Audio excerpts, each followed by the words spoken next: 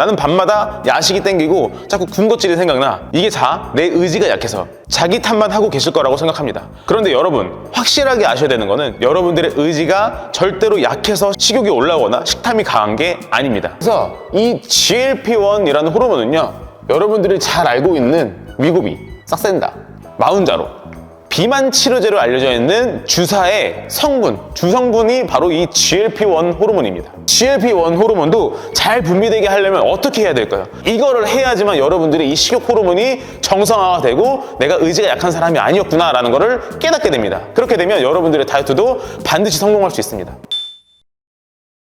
안녕하세요, 스코치입니다.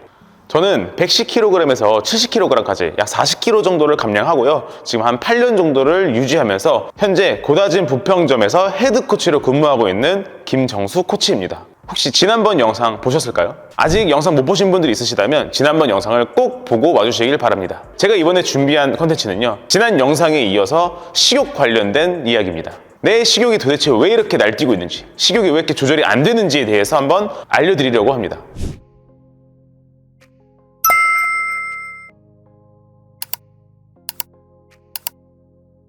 여러분, 식욕하면 무슨 생각부터 떠오르시나요? 보통 식욕하면 나는 식탐이 너무 많거나 나는 식욕이 너무 강해서 의지가 약해. 그래서 식단 조절을 어려워. 식단 조절을 잘 못해. 나는 밤마다 야식이 땡기고 자꾸 군것질이 생각나. 이게 다 내 의지가 약해서 자기 탓만 하고 계실 거라고 생각합니다. 그런데 여러분, 확실하게 아셔야 되는 거는 여러분들의 의지가 절대로 약해서 식욕이 올라오거나 식탐이 강한 게 아닙니다. 밤마다 야식이 땡기고 과자가 먹고 싶고 달달한 음식이 땡기고 밥을 먹었음에도 또 뭔가 땡기는 거는 여러분들의 의지가 약해서가 아니라 여러분들의 호르몬이 고장났기 때문입니다. 왜요? 어떤 호르몬이 고장나서 여러분들의 식욕이 조절이 어려울까요? 제가 지금부터 그 이유에 대해서 한번 설명드리도록 하겠습니다. 식욕이랑 관련된 호르몬은 대표적으로 3가지 정도 있습니다. 첫 번째, 그렐린이라는 호르몬이 있습니다. 이 호르몬은 뭐냐면 배고파 하는 호르몬입니다. 이 호르몬이 나오면 여러분들이 배고픔을 느껴요. 즉, 음식을 먹고 싶다라는 생각이 들게 하는 호르몬인데요. 이 호르몬은요, 여러분들의 몸에 에너지가 떨어졌을 때, 여러분들의 당이 떨어졌을 때 분비되는 호르몬입니다. 두 번째 호르몬은요, 렙틴이라는 호르몬입니다. 이 호르몬은 배불러 라는 호르몬입니다. 그렐린과 정반대의 역할을 하는 호르몬이죠. 그래서 여러분들이 음식을 먹고 나면 이 렙틴 호르몬이 분비되기 시작합니다. 이 렙틴 호르몬이 제대로 작동한다고 하면 여러분들은 배부름을 느낄 것이고 음식을 더 이상 먹고 싶지 않다라는 생각이 들게 되는 겁니다. 세 번째는요, 이 두 개보다 더 중요한 호르몬인데요, 바로 GLP-1 호르몬입니다. 이것 또한 배부름과 포만감을 느끼게 하는 호르몬인데요, 여러분들의 장에서 나옵니다. 그래서 여러분들의 음식이 장에 도달했을 때 이 호르몬이 나와서 배부름을 느끼게 하고 렙틴과 마찬가지로 젓가락, 수저를 놓게 만들고 음식을 더 이상 먹고 싶지 않게 만들어주는 호르몬입니다. 그래서 이 GLP-1이라는 호르몬은요, 여러분들이 잘 알고 있는 위고비, 싹센다, 마운자로, 비만 치료제로 알려져 있는 주사의 주성분이 바로 이 GLP-1 호르몬입니다. 이 GLP-1 호르몬 유사체를 여러분들이 주사를 해서 배부름을 느끼게 만들고 음식을 한두 입 먹었는데도 불구하고 배가 부르고 먹고 싶지 않게 만들어주는 게 바로 이 GLP-1, 여기에 들어있는 호르몬이죠. 이 3가지 호르몬이 여러분들의 식욕을 직접적으로 관장하는 호르몬인데요, 그러면 나는 식욕 조절이 왜 안 될까라는 질문에 대답할 수 있겠죠. 왜? 이 3개의 호르몬 중 어떠한 호르몬이 정상적으로 작동하지 않고 있을 때 여러분들의 식욕은 주체할 수 없거나 참기가 힘들어지는 겁니다. 예를 들어볼게요. 이 그렐린이라는 배고파라는 생각을 들게 하는 호르몬이 쉬지 않고 끊임없이 분비가 된다면 어떻게 될까요? 계속 배고픈 상태가 되겠죠. 밥을 먹었음에도 이 그렐린이라는 호르몬이 멈추지 않고 또 분비된다. 그러면 또 배고픔을 느끼게 되는 겁니다. 반대로 이 렙틴이라는 호르몬이 분비되지 않거나 이 렙틴 호르몬에 대한 저항성, 즉 렙틴이 분비됐지만 그 렙틴이 작동하지 않는 겁니다. 그래서 내가 배부름을 느끼지 않게 되는 거예요. 그러면 음식을 먹어도 배가 부르지 않기 때문에 계속해서 먹게 되는 그런 모습을 볼 수 있겠죠. 이 GLP-1 호르몬도 마찬가지입니다. 내가 음식을 먹고 음식이 장에 도달했는데 이 장에서 GLP-1 호르몬이 분비되지 않는다? 그러면 배부름, 포만감 느끼지 못하게 될 겁니다. 그렇게 되면 계속해서 음식을 먹게 되는 겁니다. 이해하셨나요? 즉, 여러분들이 뭔가 밥을 먹었는데도 허기가 계속 친다. 밥을 먹고 난 뒤에 시간이 얼마 안 됐는데도 불구하고 또 배가 고프고 밤이 되면 뭔가 계속 먹고 싶고 음식만 보면 계속해서 뭔가 먹을 게 생각이 나는 그런 상태라는 것은 이 세 개의 호르몬이 여러분들의 몸에서 제대로 분비되지 않거나 분비가 되었더라도 제대로 작동하고 있지 않을 가능성이 굉장히 높습니다. 그렇기 때문에 여러분, 나는 식욕 조절이 잘 안 돼요, 나는 좀 의지가 약해요 라고 생각하지 마시고요, 내 이 호르몬 중에 어떤 게 좀 잘못됐는지를 체크해보는 게 굉장히 중요합니다. 이 호르몬이 왜 고장날까요? 이 그렐린이 왜 자꾸 분비되고, 이 렙틴이 분비됐음에도 저항성이 생겼고, 이 GLP-1 호르몬이라는 게 왜 분비되지 않을까, 이거에 대해서 알아봐야 됩니다. 혈당 스파이크 때문에 그렇습니다. 이 혈당 스파이크라는 거는 지난번 영상에도 제가 다뤘지만, 혈당이 높이 올라갔다가 순간적으로 뚝 떨어졌다가 저혈당이 왔다가 고혈당이 왔다가 저혈당이 왔다가, 이렇게 혈당이 롤러코스터 타는 현상을 혈당 스파이크라고 합니다. 이렇게 혈당 스파이크 증상이 나타나면 저혈당이 됐을 때, 즉 혈당이 뚝 떨어졌을 때, 이때 음식을 달라라는 신호를 보내게 됩니다. 그렇게 되면 음식을 자꾸 먹게 되는 거죠. 두 번째는요, 요즘 현대인들에게 가장 많은 문제점이지 않을까 싶습니다. 수면 부족입니다. 잠이 너무 부족해요, 요즘에. 여러분, 이렇게 잠이 부족하면요, 체내 스트레스 호르몬 지수가 굉장히 높아집니다. 그게 뭐냐면 바로 코르티솔이라는 호르몬인데요, 이 코르티솔이라는 호르몬은요, 여러분들의 그렐린 분비를 촉진합니다. 즉, 밥 먹고 싶게 만들어주는 거예요. 잠을 안 자면 자꾸 배고프다라는 이 신호를 주는 호르몬이 계속해서 분비가 되고요, 반대로 배불러라는 렙틴 호르몬은 분비를 억제시킵니다. 그렇기 때문에 밤만 되면 야식 땡기는 이유가 바로 요거 때문에 그래요. 수면 부족. 내가 피곤하거나 졸리지 않더라도 우리 몸에는 생체 리듬이라는 게 있습니다. 그렇기 때문에 어느 일정 시간이 지나면 코르티졸 호르몬이 분비되기 시작해요. 내가 피곤하지 않아도 몸에서는 코르티졸 호르몬이 분비가 되는 거예요. 이 수면 부족은요, 저도 사실 이해합니다. 왜냐하면 저도 퇴근하고 집에 가면은 저만의 뭔가 시간을 갖고 싶다라는 생각이 들거든요. 그러면 누워서 이제 핸드폰 보는 거예요. 뭐 쇼츠도 보고 릴스도 보고. 이게 뭐예요? 바로 도파민 중독이죠. 많이 들어보셨죠? 도파민. 이 짜릿한 거에 중독돼가지고 잠을 포기하고 즐거운 걸 계속 찾는 거예요. 어느 시간이 1시, 새벽 1시, 새벽 2시 이렇게 지나 있죠. 이렇기 때문에 여러분들이 이 잠을 자고 싶지 않다라는 생각은 충분히 이해하지만, 우리의 이 식욕을 잡기 위해서는 반드시 수면 시간을 채워줘야 합니다. 식욕 조절이 어려운 세 번째 이유는요, 여러분들의 식단에 단백질이라던가 식이섬유가 굉장히 많이 부족합니다. 단백질과 식이섬유는요, 여러분들의 장이 도달하면 GLP-1, 이 GLP-1이라는 호르몬을 직접적으로 분비시켜주는 굉장히 사실 중요한 영양소인데요, 단백질과 식이섬유가 굉장히 많이 부족해요. 반면에 탄수화물은 굉장히 풍족합니다. 특히 정제된 탄수화물, 가공된 탄수화물, 시리얼이라던가 이런 것들, 아침 대용으로 먹는 것들 굉장히 많이 퍼져 있습니다. 반면에 단백질이라던가 식이섬유는 굉장히 부족해요. 제가 회원님들을 관리하면서 식단을 받고 있는데 단백질 챙겨 먹는 걸 굉장히 많이 힘들어 하시더라고요. 또 식이섬유 챙겨 먹는 것도 굉장히 많이 힘들어 합니다. 이렇게 단백질과 식이섬유를 챙겨 먹지 않게 되면 여러분들의 이 호르몬, GLP-1 호르몬이 분비가 억제돼요. 그렇게 되면 여러분 배부름을 느끼기가 어렵고, 그러다 보면 자연스럽게 식욕이 올라갈 수밖에 없겠죠. 그렇기 때문에 이거 단백질과 식이섬유를 좀 잘 드셔주셔야 합니다. 네 번째, 제가 아까 수면 부족 얘기하면서 잠깐 다뤘지만 스트레스입니다. 스트레스.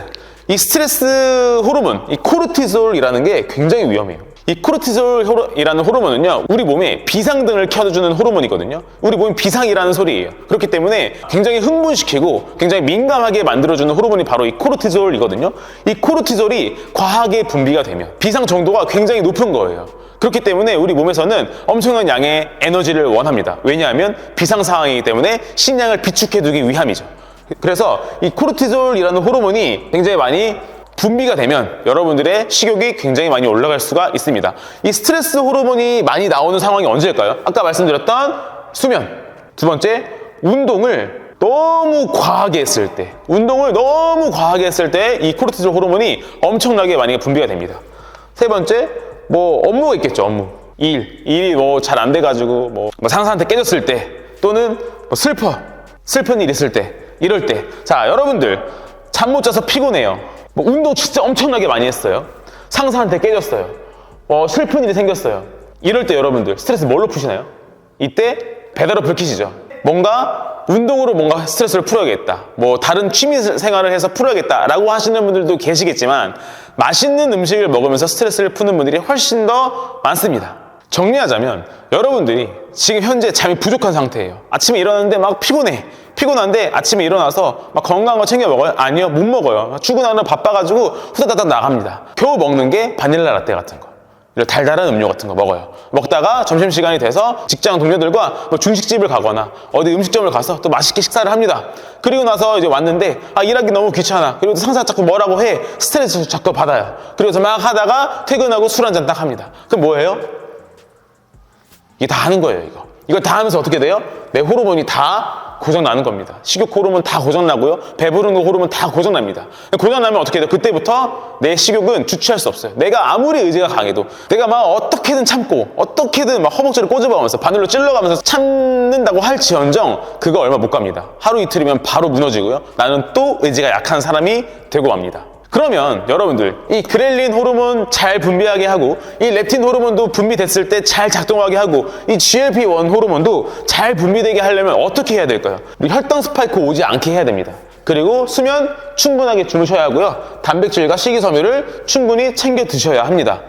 그리고 스트레스를 받았으면 이 스트레스를 풀 수 있는 무언가를 여러분들이 꼭 발견하셔야 됩니다. 그게 운동이 돼도 좋고요. 다른 취미생활이 돼도 좋습니다. 물론 아까 여기 운동을 너무 과하게 했을 때 스트레스를 많이 받는다고 했지만 너무 과하게 하지만 않으면 돼요. 여러분들의 심박수가 뛰고 땀이 날 정도, 그리고 끝나고 나서 상쾌한 기분을 느낄 정도로만 운동하시면 충분히 이 스트레스에도 대항할 수 있습니다. 정리하겠습니다. 여러분들은 혈당 스파이크가 오지 않도록 하고 잠을 잘 자야 되고 단백질과 식이섬유를 잘 챙겨 드셔야 합니다. 그러면 이 호르몬들이 정상이 될 건데요. 요거를 조금 더 제가 디테일하게 정리해서 말씀드릴게요. 이 호르몬들을 정상적으로 작동할 수 있도록 만들 수 있는 방법들을 제가 아주 쉽게 설명드리도록 하겠습니다. 정제탄수화물 끊는 겁니다. 설탕이라던가 밀가루라던가 이런 것들을 반드시 끊어내셔야 합니다. 단백질 가공식품으로 말고 원물 그대로 음식, 진짜 음식으로 드셔야 합니다. 고기류, 생선, 두부, 콩 이런 것들로 드셔야 됩니다. 여러분들의 체중에 최소 1.2g 정도 드시면 되겠습니다. 예를 들어서 내가 60kg이요? 그러면 72g의 단백질을 하루에 챙겨 드시면 되겠습니다. 세 번째, 식이섬유 챙겨 드셔야 합니다. 여성분들은 20g, 남성분들은 25g 이상을 하루에 매일매일 챙겨 드시면 돼요. 끼니당 5에서 10g 정도의 식이섬유를 챙겨 드신다고 생각하시면 되겠습니다. 수면입니다. 하루에 최소 7시간 정도는 채워주셔야 합니다.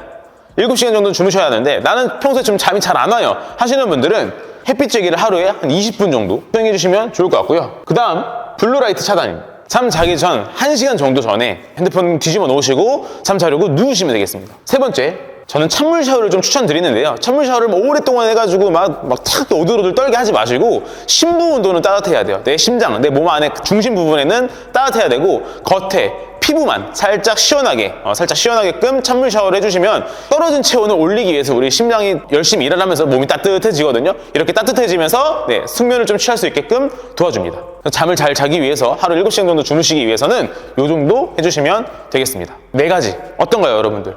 어렵나요? 물론 어려울 수 있습니다. 왜냐하면 안 했던 거거든요. 여러분들이 지금까지 안 해봤던 거거나 또는 일주일 하고 포기했던 거거나 2주일도 못하고 포기했던 것들이기 때문에 또 다시 하려고 하거나 아니면 처음 해보려고 하다 보니까 어려울 수밖에 없거든요. 그런데 당연한 거예요, 여러분들. 제가 지금 이제 10개월 된 딸아이를 키우고 있는데 그 딸아이한테 걸음마를 시키면 못해요. 왜? 안 걸어봤으니까 당연하죠. 그렇죠? 근데 그 아이도 걸으려고 굉장히 많이 일어서요. 노력하고. 그러다가 많이 넘어지죠. 엄청 힘들어요. 안 했던 거기 때문에. 여러분들도 마찬가지입니다. 여러분들도 이걸 안 해봤던 분들이라면 이제 막 태어난 아기가 걸음마 연습하는 거랑 똑같다고 생각하시면 돼요. 어려워요. 전제탄수화물 끊는 거, 매일 먹던 빵을 어떻게 끊어? 매일 안 먹던 단백질을 어떻게 먹어? 이렇게 생각할 수 있는데요. 이거를 해야지만 여러분들이 이 식욕 호르몬이 정상화가 되고 내가 의지가 약한 사람이 아니었구나라는 거를 깨닫게 됩니다. 그렇게 되면 여러분들의 다이어트도 반드시 성공할 수 있습니다. 그렇기 때문에 여러분들 그렐린, 렙틴, GLP-1 이 외에도 다른 호르몬들도 있습니다. 솔직히 그거 필요 없습니다. 이거 3개만 여러분들이